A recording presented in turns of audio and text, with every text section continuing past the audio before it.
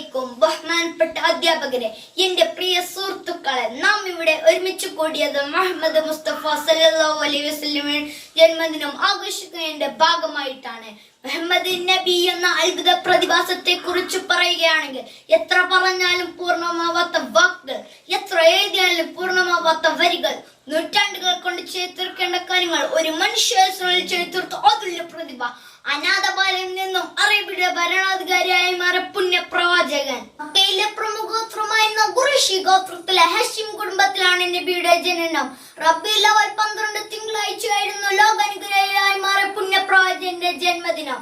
യമനിലെ ചക്രവർത്തിയായിരുന്ന അബ്രഹത്ത് ഒരു കൂട്ടം ആനകൾ അടങ്ങിയ സൈന്യവുമായി കഅബാലയം പൊളിക്കാൻ ശ്രമിച്ചു പരാജയപ്പെട്ട സംഭവം നടന്ന അതേ വർഷമായിരുന്നു നബിയുടെയും ജനനം. ചെറുപ്പത്തിലെ മാതാപിതാക്കൾ നഷ്ടപ്പെട്ട മുത്തുനബിയെ പിതാവിൻ അബ്ദുൽ മുത്തലിബ് സംരക്ഷിച്ചു വളർത്തി വലുതാക്കി. മക്കയിൽ അന്നുകാലത്ത് നിലനിന്നിരുന്ന വിഗ്രഹാരാധന, മദ്യപാനം, ചൂതാട്ടം, പലിശ എന്നിവയുമായി ഏർപ്പെട്ടുകൊണ്ടിരിക്കുന്നവരിൽ നിന്നും അകന്ന് ഇറകുയിൽ താമസിക്കുമ്പോഴാണ് നബി സല്ലല്ലാഹു അലൈഹി വസല്ലമക്ക് നബുവത്ത് ലഭിക്കുന്നത്.